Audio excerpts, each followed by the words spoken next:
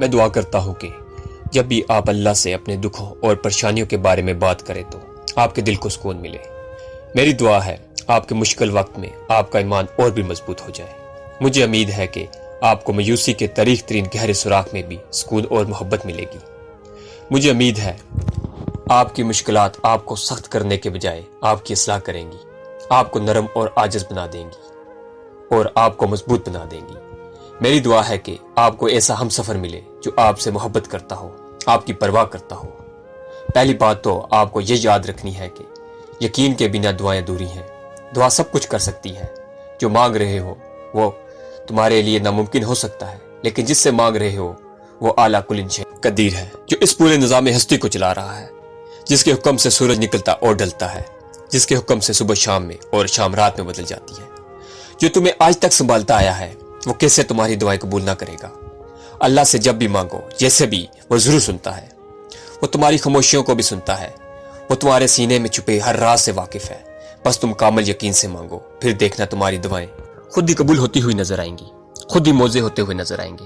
نصیب کسی نے کھول کر تو نہیں دیکھے ہوتے، وہ تو اللہ نے لکھے ہوتے ہیں۔ اگر کسی کو لگے کہ نصیب برے ہیں تو نصیب کبھی برے نہیں ہوتے، کیونکہ وہ اللہ نے لکھے ہیں۔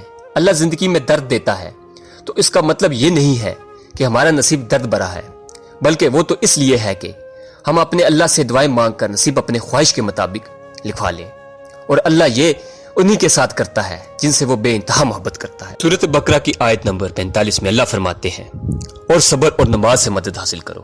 تو دیکھو، اگر کوئی ایسی آزمائش آ جائے جب کوئی راستہ نظر نہ آ رہا ہو، آپ کو حق پر ہوتے ہوئے بھی مشکلات کا سامنا کرنا پڑے، تو ایسے میں اپنا یقین اللہ پر اور پختہ کر لو، اور فوراً اٹھو اور وضو کرو اور نماز ادا کرو اور اللہ سے مدد مانگو کہ اے اللہ، آپ تو جانتے ہیں کہ میں سب کچھ چھوڑ کر آپ کے سامنے جھولی پھیلائے ہوئے ہوں۔ آپ مجھے ثابت قدم رکھنا، مجھے اپنے نفس کے حوالے نہ کرنا، مجھے شیطان اور وسوسوں سے بچا لینا۔ میں ماضی کے گناہوں میں پھر پڑنا نہیں چاہتا۔ پھر دیکھنا اللہ کیسے تمہاری مدد کرتا ہے، کیونکہ یہ صرف تمہارے یقین کی آزمائش تھی۔ تم تو خوش نصیب ہو جو اس نے تمہیں ہدایت دی اور اپنے راستے کے لیے چن لیا۔ تمہارے آنسو جو تمہاری روح میں اترتے ہیں اور کسی کو دکھائی نہیں دیتے، وہ اللہ بہت دیکھتا ہے۔ وہ تمہاری تکلیف سے بے خبر نہیں ہے۔ تم نہیں جانتے، لیکن وہ تمہاری حفاظت کیے ہوئے ہے۔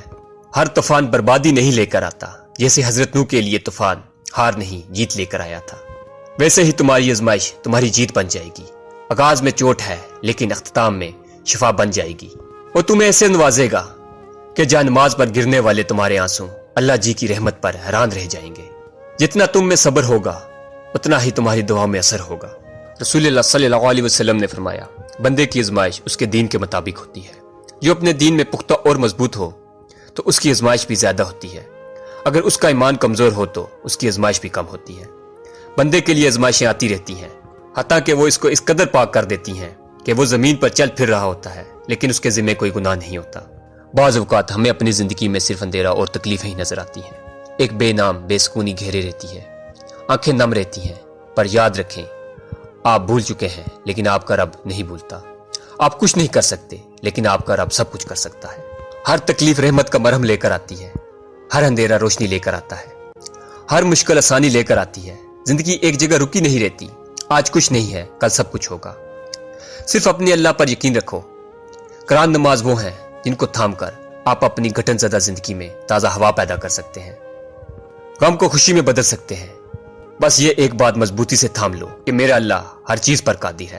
پر امید رہو، اللہ پر امید لگائے رکھو۔ زندگی میں کوئی خوشی، کوئی رشتہ، کوئی جذبہ مستقل نہیں ہوتا، ان کے پاؤں ہوتے ہیں۔ ہمارا سلوک دیکھ کر بھاگ کر قریب آ جاتے ہیں تو کبھی آہستہ آہستہ دور چلے جاتے ہیں۔ ایک دن تم اپنی دعاؤں کو جیو گے اور سوچو گے کہ کتنا مشکل سمجھا تھا میں نے جسے وہ آج پا لیا ہے، تو شکر کرو گے کہ تم نے اللہ سے مانگنا نہیں چھوڑا۔ اگر چھوڑ دیتے تو کیا انجام ہوتا؟ اگر چھوڑ دیتے تو کیا دیکھ پاتے یہ معجزے؟